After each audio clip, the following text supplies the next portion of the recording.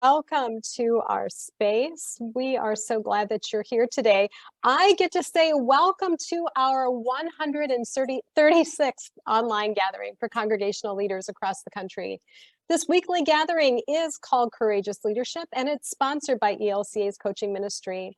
I'm Jill Beverlin. My pronouns are she, her, and I am the program manager for this ministry and one of your facilitators today.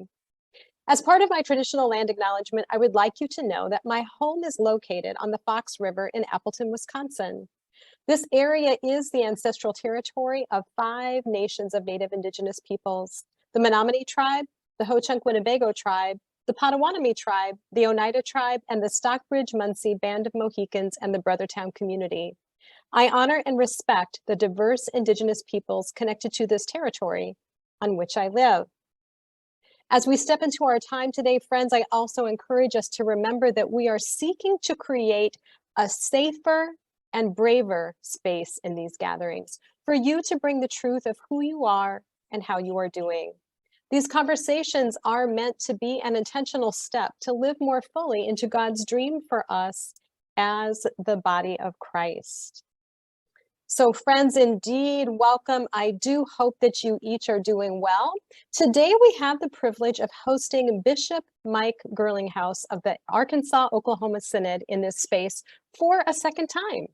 2 months ago, Bishop Mike was here speaking about yearning and nostalgia and how that manifests in congregations that are experiencing grief. Today, he will continue the conversation and focus on how we might draw strength from nostalgic memories and step boldly into God's future, even as we stand in the tension of grief. Bishop Mike, we are anxious to have this conversation and learn from you. This topic also fits very nicely in the flow of our lectionary gospel texts as well. So we want to welcome you back into our space and thank you again for being with us. So thank you very much. I very much appreciate it. Jill, it's good to be back with you today. My pronouns are he, him. I don't have a formal land acknowledgement, but I am standing on the ancestral lands of many tribes and peoples, particularly the Muskogee Creek. But Tulsa was a place originally where various nations and communities would come together to trade, to celebrate, to negotiate, and it was really a gathering spot for a multiple number of peoples who lived in this area. And so we remember them as we gather in this time and in this space. Last time we did talk about nostalgia and yearning, and I'm going to share my screen and then we'll jump back into all of this. Share your screen. There we are. Hopefully you all can see that now. And oh good, that went away. Today we're going to talk about 2 different things. We talked about nostalgia and learning last time. I'm not going to rehash a lot of that because we don't have a lot of time. But today we're going to talk about grief and growth in congregational systems. And so the first part, we're going to talk specifically about how we go about identifying and thinking about the culture of loss within a congregation or ministry, because I think that's a good first step or an important step in helping congregations begin to talk about their grief, particularly over their sense of loss of the past. And then we're going to go on to talk more specifically about how do we now start to build on those nostalgic memories that congregations do have to help them move into the future God is calling them to. So that's a lot of ground to cover in a little while, but we're going to do our best. And if you have questions, certainly put them in the chat. I can't see them in the mode that I'm in right now, but that'll give us a basis. And Jill or Jason, if you see things in the chat, feel free to interrupt me. I want this to be a good time for you. So let's move on here. Teresa Rondo is a thanatologist, somebody who studies death and dying, and particularly has written a number of books that are handbooks and guides for professional counselors, therapists, and others in the field of working with the people who are bereaved and dealing with grief. One of my teachers through her books. I've never met her personally. another little star asterisk footnote, a reminder that I am not a licensed grief counselor or therapist. I come at this as a pastor and providing pastoral care and accompaniment with people who are grieving and in mourning. Frequently have referred people onto therapists and counselors who have that kind of training, and I'm primarily a death educator, and that's really been my interface with this whole field of death, dying, grief, and growth. So Rhonda writes this: by not admitting the death or its irreversibility, the mourner is able to construe the loss as a temporary absence, which, although causing sadness due to separation, does not demand the same type of reorientation and readaptation as does death. And I think for a lot of our congregations, a lot of our ministries, that pretty much sums it up. You know, they think about the loss of the past, the way things used to be, all of those kinds of things, as something that is irreversible, or that is reversible, that's temporary. If we could just get it back, if we could just reconstruct it, you know, if things could just be like they were in the 80s or the 70s or the 50s or whatever golden age they happen to be at. And that does not allow them then, being trapped in that yearning, to think constructively and adaptively about the future, or about the present or the future, really. And so part of our work in working with congregations that who have experienced loss, decline, all of the things we talked about last time, is to help them start to understand that the past is not coming back, and to invite them through the practice of narrative and storytelling to begin to talk about those times and what they miss and what they lost. But we can only do that if we understand where congregation is coming from and how systemically grief is at work in that congregation. And every congregation, as you know, has a different system and expresses and lives within that system differently. So understanding how this, and while I always say I know just about enough about family systems to be dangerous. But I think systems theory helps us think that through in a lot of really good ways. So let's talk a little bit about loss in congregational systems and what contributes to that system and how it works.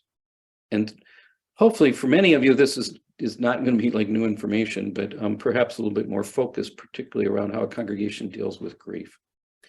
So we know from Peter Steinke and others that congregations or faith communities are complex emotional systems. And that's really important to remember. Even a small rural congregation is a complex emotional system. And certainly the larger the congregation, frequently the more complex the system is. They're complex emotional systems because they are a system made up of systems. All of your families that come into the congregation come with their own understanding of grief, of mourning, of what you do in the face of death or loss, and they bring all that with them into the congregation. And so you might have one family that has an extremely expressive way of dealing with grief and growth. They cry, they wail, they hug, it's just this outpouring of grief that's the way their family does it. And then you have a family like mine, where the way you deal with grief is everybody retreats to their own corner and deals with it internally. Like that. And that's the way my family does it. And I learned this when I was on CPE, because I was in a community with a lot of Southern European folks who tend to be more expressive with their grief. And I remember the first time I got called to the emergency room to deal with a family who had just lost a loved one. And oh my goodness, they were weeping and wailing and carrying on. I walked out and I was, what is wrong with these people? And then I learned in that very young time that there's nothing wrong with them. That's just the way they do it. And I came to appreciate that more expressive way of doing grief. So anyway, all the families that come into the system, congregational system, are going to have their own way of doing this, and they don't always mesh really, really well. Of course, we see that when a couple loses a child, right? That the spouses may have very different ways of expressing that grief, and it can cause real tension, even between two people within a single family, because they come from different family systems that process grief differently. The other thing that contributes to the complexity of an emotional system around grief and loss is the fluidity of membership and of participation. In more rural congregations where people have been around a long, long time, this is probably less the case. In a suburban or urban context where people are coming and going all the time, it may be more common. But you have people who have been in the congregation for 20 years, 30 years, 40 years, 50 years, maybe generations. And then you have newcomers, and they're going to respond to different kinds of loss in different kinds of ways. I did an exercise with a congregation one time, and I asked the question, so when was this congregation at its best? And the congregation, some of the older time members remember times years past when things were great and they had a big Sunday school and all that. And then one of the newcomers said, I think this congregation is at its best right now. And everybody looked at him like he was nuts. And they said, what do you mean? So, well, I just joined this congregation a year ago. Why do you think I joined this congregation? It's great. I love what's going on here. I think it's just at its best right now. And they all went, oh. So people are going to have different kinds of engagement with loss, particularly loss over time, depending upon how long that they've been there and what that story is. And then people who are just Sunday morning folks are going to have a different kind of response to a loss in the life of the congregation than the people who have been actively involved in committees and leadership and cutting the grass and doing all that kind of stuff. They're going to have real different kinds of experiences of that. And all of that comes together to create the congregational culture of loss. But faith communities, while they are a system of systems, also have a culture of loss that is unique to them as all of these different things come together. And again, this is stuff that can be applied to family, and you've probably heard from family systems work that you may have done. But these are the sort of things you want to pay attention to as you think about how this congregation deals with loss, grief, and such. How cohesive is the congregation? You know, are they enmeshed? Are they a congregation very much turned in on themselves that deal with everything internally? Are they disengaged? Are they the kind of congregation that when there's a stress within the life of the congregation, they just all kind of disappear, fade into the woodwork? Or are they kind of flexible? They sort of roll with things. How does communication work? How expressive are they? Are they like the Southern European cultures that I encountered on CPE, where people are very expressive and communicate their sense of loss? Or are they more like my family, where they're very, very quiet and they do it all more internally? And how does that work within the life of the congregation? Because I always say narrative is the thing you need to do to bring all of this stuff out. But if you have a congregation that doesn't tend to be very expressive, it may be really hard to get them to talk about it. They may all just sit there and stare at each other. When I was in Nebraska, we used to do, I always called it the funeral before the funeral, the family service the night before. And I always took that as a time to invite people to tell their stories. And I was sitting with a family that had lost a member of the family. And we were sitting in a circle, and most of them were farmers, several of them were in their overalls. And I said, just tell me a little bit about this loved one who died, and try to get them to do some narrative work. And they just all sat there and stared at me. And it was like, oh my goodness, this is going to go well. So we just sat in silence with each other for a little while. And then finally, one of the older members of the family looked up and he said, I'm just going to use the name Bill. If any of you named Bill, forgive me. But just looked at me and says, Bill was a real son of a bitch. And then we talked for an hour. It just took somebody to say it, and they began to talk. And so sometimes you just got to be patient with a congregation and figure out how you can get them starting to tell their story. Faith communities have a different structures. They understand roles and relationships differently, and all of that will wrap itself into how they think about and talk about their grief and their sense of loss. Congregations, like individuals, have different levels of help-seeking behavior.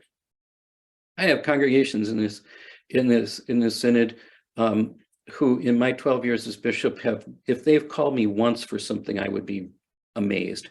They may not have ever called me at all.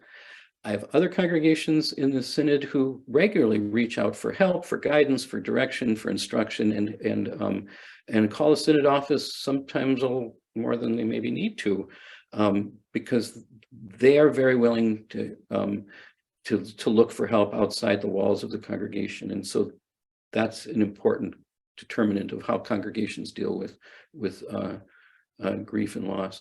Sometimes congregations will have significant losses and I won't hear about it for 6 weeks after it happened. And I'll come and say, I just heard that this happened. And they said, oh yeah, how are you doing? Okay. Okay, that's fine. So that's another important dynamic.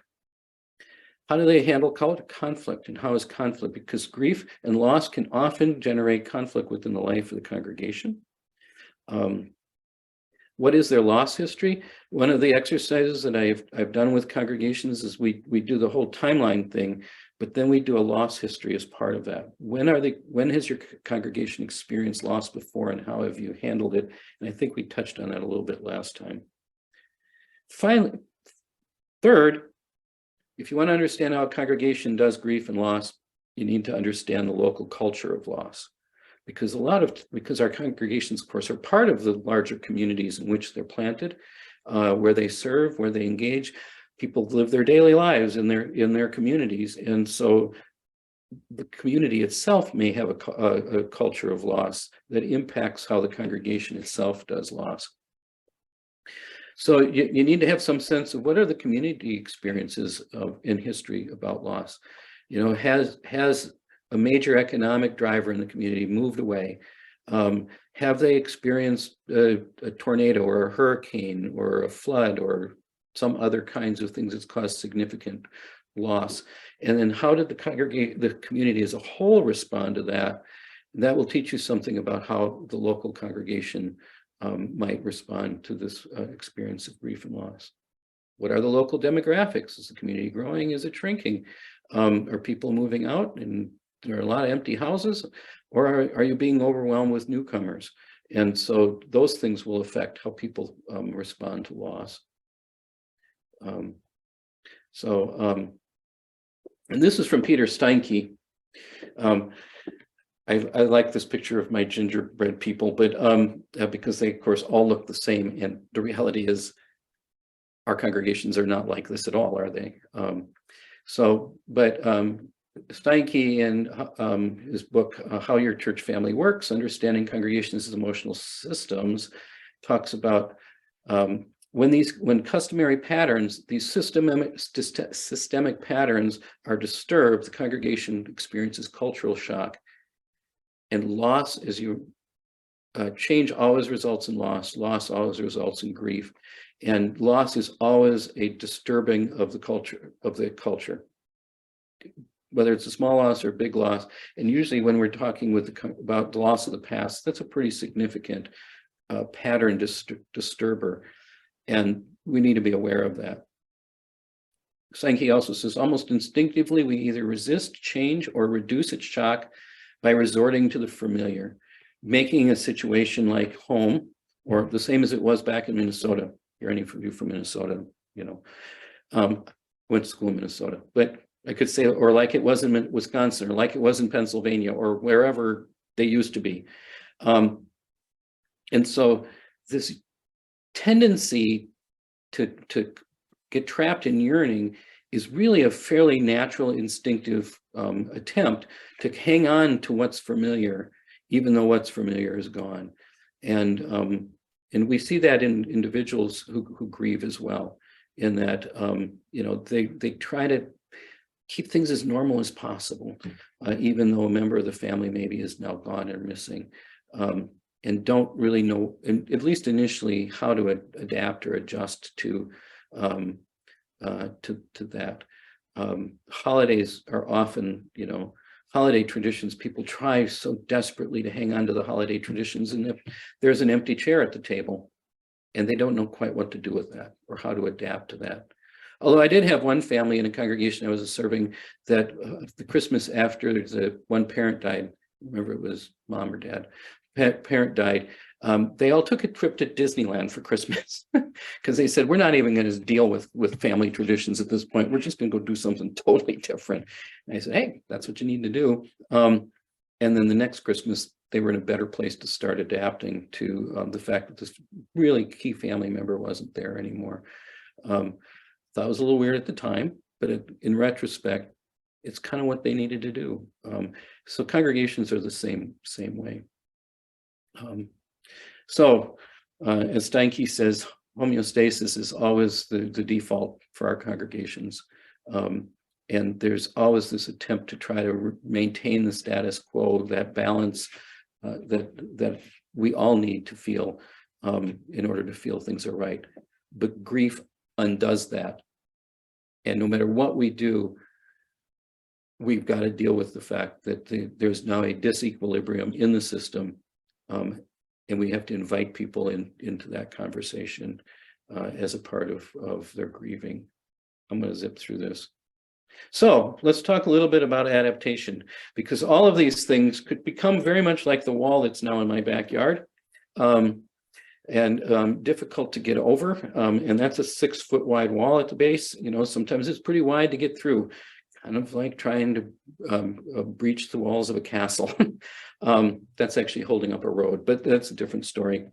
William Worden, who's one of my guides in this work, in his book, Grief Counseling and Grief Therapy, says this: adapting to the changed reality, which is his third task of the grief process, turns on either progress toward a recognition of their changed circumstances, and he's talking here about individuals, not systems, turns either on the progress towards a recognition of their changed circumstances, a revision of their representational models, and a redefinition of their goals, or else a state of suspended growth in which they are held prisoner by a dilemma they cannot solve.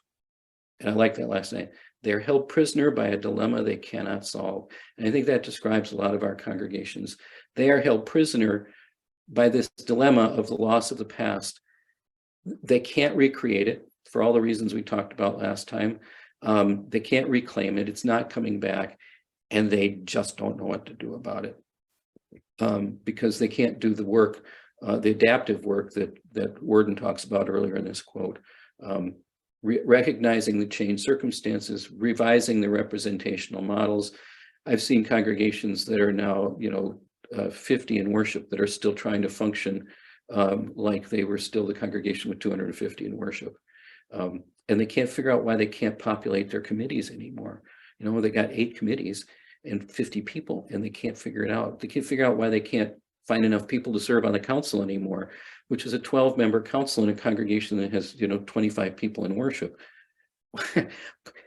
They just can't shift the model to right-size themselves psychologically, emotionally, to begin to deal with that. And if we just ignore that and don't talk about what's going on at that deeper level, they stay trapped there.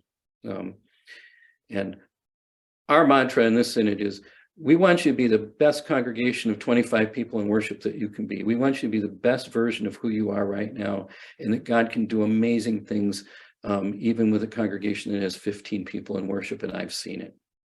I've seen it. In fact, I was just with a congregation last weekend. We had maybe 20-ish people in worship, and they are actively involved in a food ministry in their community. They're looking at some other ways that they're going to engage their community. There's just 20 of them. They're not going to run a big food program by themselves, but they've partnered with other folks in the small town where they are at. They are doing great ministry as a congregation of 20.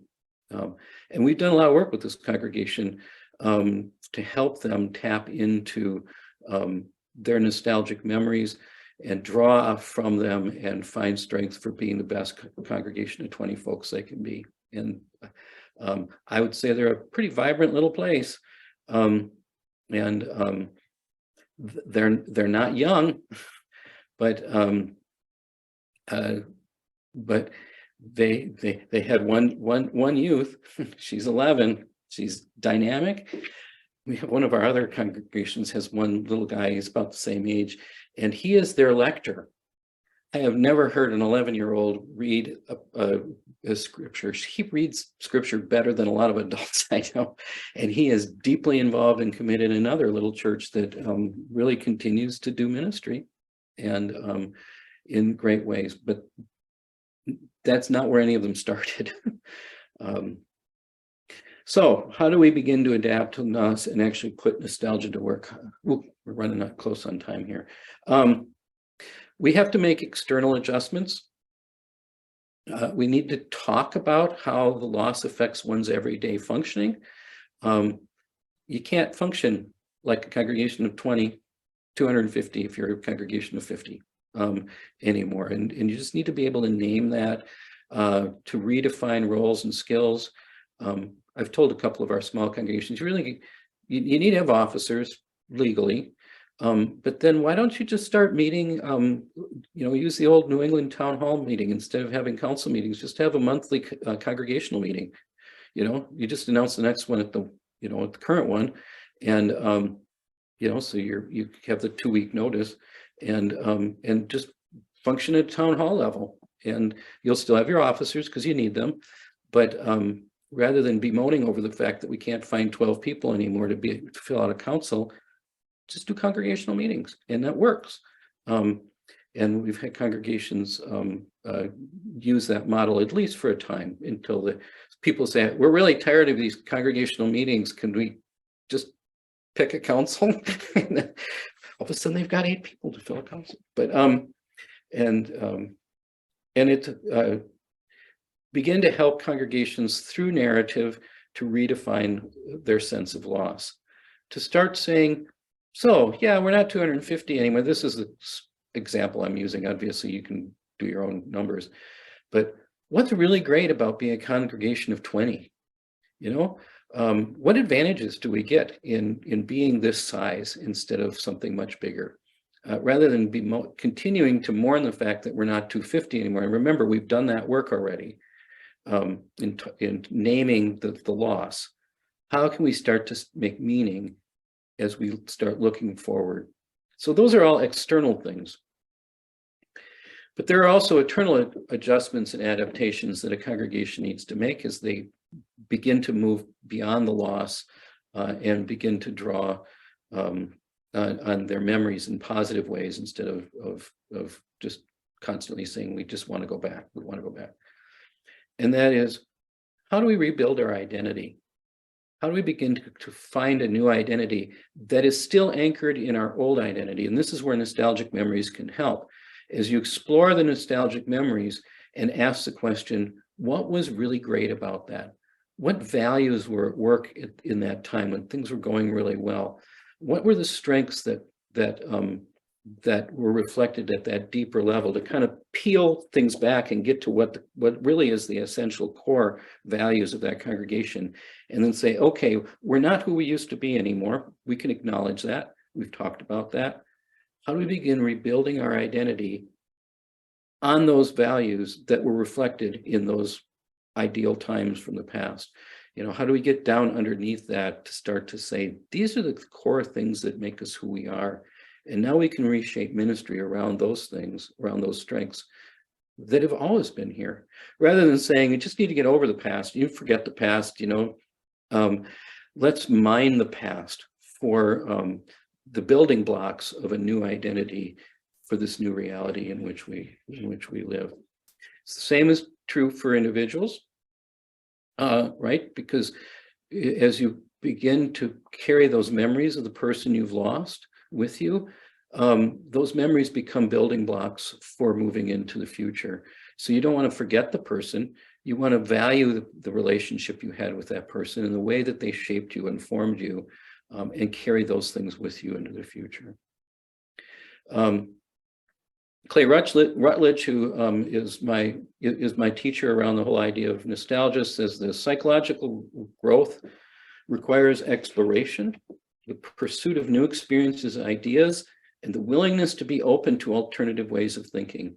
A number of studies demonstrate that nostalgia promotes growth, in part by inspiring exploration. It's the old, if we did it once, we can do it again. If the core value was wow, when things were really going great, it was because we worked together so well and effectively, that we were all in this together.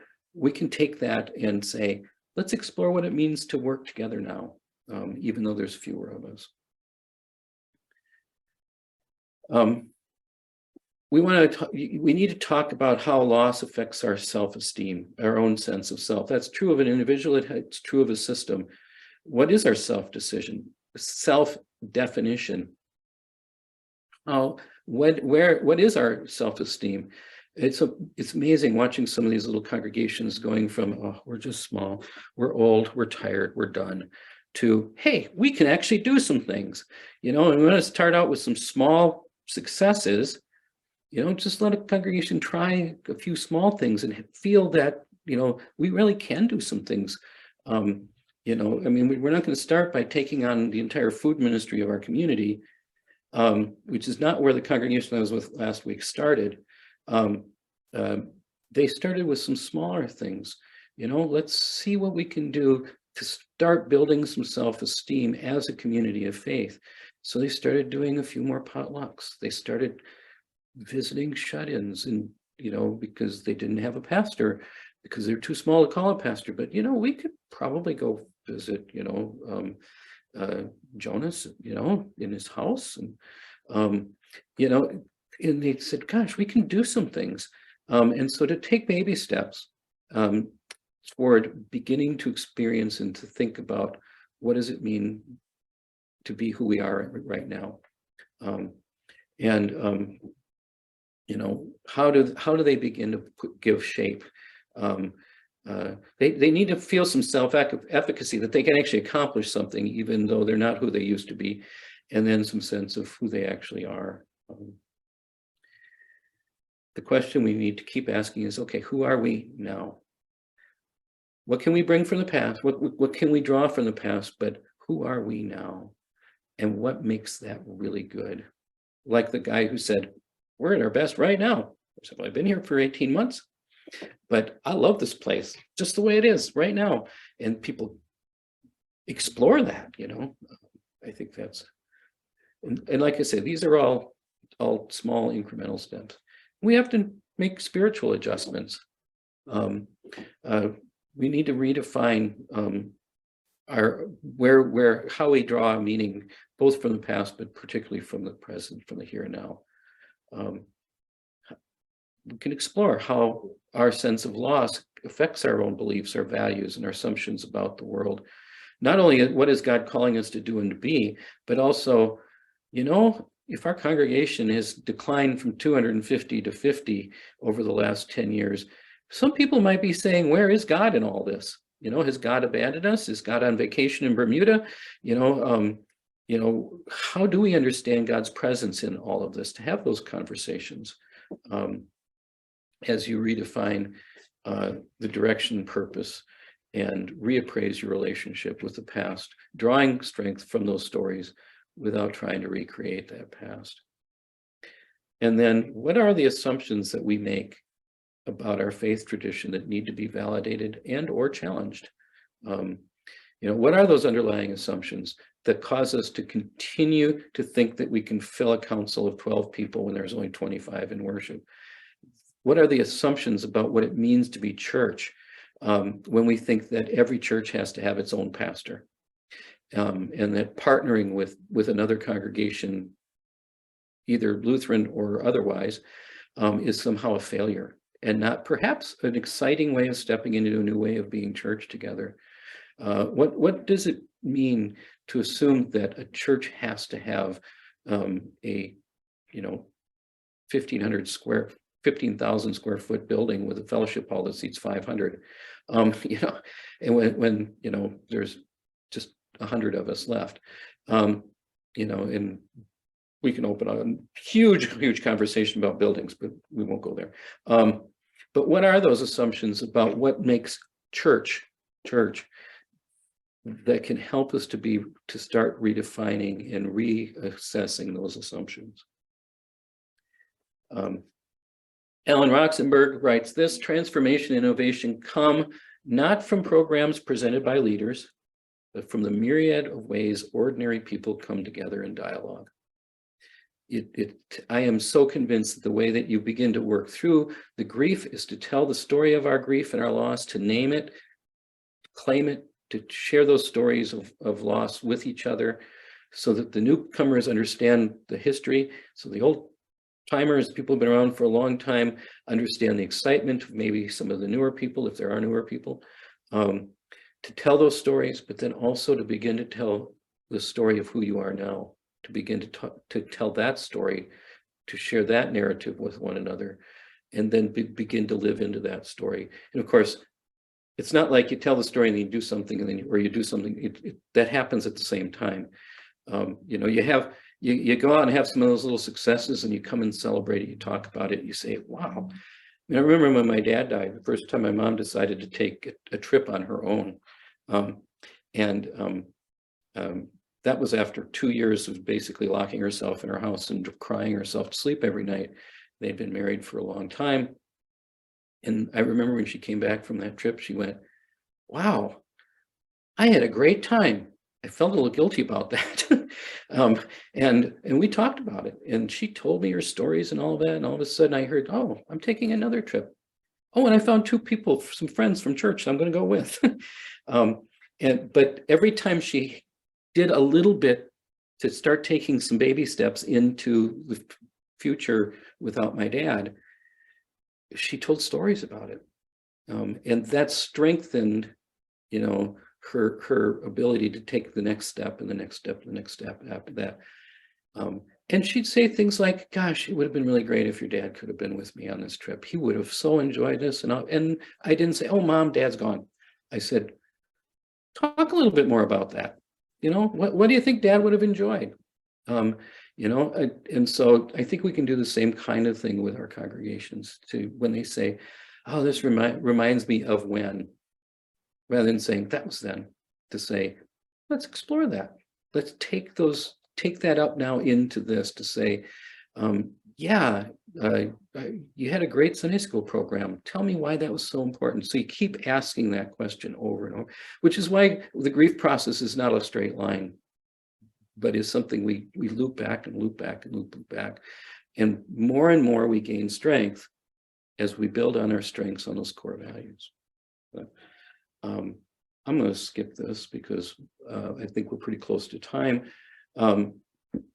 But strength building or asset-based building, I think is the key, is to start to help people discover what their strengths are, who they are, what their values are, and those things that are enduring. And like I like to remind congregations, the whole church is built on a nostalgic story, right? I mean, next week we're going to tell that story all over again, right? That is like the ultimate example of nostalgia, right? We spent a whole week thinking about that last week in Jerusalem, of remembering Jesus' death on the cross and the resurrection on the third day. Why? Because we can draw so much power and strength from that good news. That's a nostalgic story. I mean, we're a nostalgic people. I mean, the whole scripture is full of nostalgic stories, right? Some of them happy, some of them not so happy. That's why I think to say we need to forget the past as a church is nonsensical to an entire community based upon a story that happened 2,000 years ago. So we have to come to appreciate the best of what is now as we draw strength and learn how to appreciate what has been, and draw from that. That can help us to envision and imagine what might be. We can explore that through dialogue, discussion, experimentation, all of that kind of stuff. And then we can live into that. And we don't do that all at once. I mean, it's a process. I was talking to a pastor yesterday, and I said, this work requires a great deal of patience. Because it's not going to happen overnight any more than any significant loss. Our culture thinks that we're over grief in 10 days, maybe, we get to go through the funeral, right? And then we got to get back at it after a significant loss, which anybody who's ever grieved the loss of a loved one that was real significant doesn't know that's just baloney. That's been left out in the sun too long. But and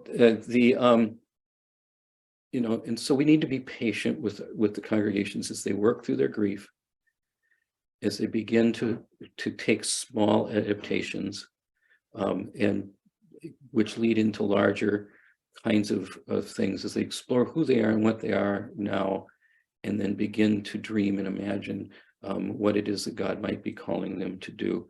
And so we remember forward. We're always remembering forward. We tell our stories and say, how do we carry those strengths and values into the future? And then we take up life again in a whole new way. Caterpillars turned into butterflies. And this isn't something that any congregation does once, but we do over and over and over again, because of course we're always in the process of change, particularly these days where change happens around us so fast all the time. So this was the commercial break. And that is, I know that there's going to be some books given away and whatnot, but my book is Embracing God's Future Without Forgetting the Past. It is still available, as far as I know, on Amazon and also at Fortress Press, part of 1517 Media. My publisher makes me say that, right? I have to always do the ad. Now, 1517 has been really wonderful to work with in terms of the work we've done on this book. So if you haven't already, I encourage you to take a look at it. There's a lot more in there that explores what we've touched on in these 2 times together. So I'm going to stop there. I think there's some discussion questions for your small groups as you move out and talk with one another a little bit. How would you describe your congregation or ministry's culture of loss? And you might not have thought about that much, that's fine, but at least on the surface, how would you say, how does your congregation deal with loss, or don't they? What story does your congregation or ministry tell itself about its past, and how might you explore that story with them? And then finally, name one strength that can be drawn from that story, and how might the congregation begin to build on that strength in the present and in the future? So you can jump into those questions anywhere that makes sense. And I will turn it back over to Jill. Thank you so much, Bishop Mike, for continuing this conversation. So friends, we are going to deploy to our breakout rooms, taking these wonderful questions with us to help us to continue to unpack what Bishop Mike has shared, and to begin thinking about how does this impact how we walk as individuals and how we lead in our faith communities. We will come back just a few minutes before the hour to share, as we typically do, about our learnings or any themes that we've heard. God bless your conversations. And friends, welcome back to the space. We hope that you had inspired conversation. As always, I encourage you to keep the confidence of your small group buddies, but we would love to hear a couple of themes or learnings that bubbled up for you while you unpacked what Bishop Mike shared with us.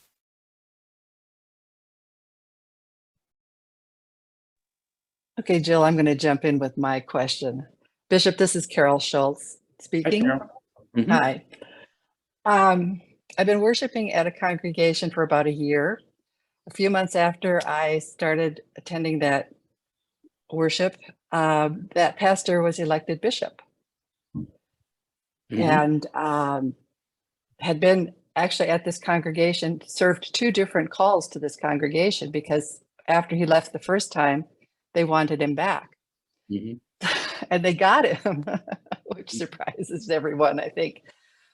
But now that he has left, I'm not hearing any sense of loss or grief that's been expressed, and I'm not hearing the interim pastor raise the topic either, and I am puzzled. Yeah, that's interesting. Well, again, I think that's part of our mainstream American cultural deficit in dealing with grief.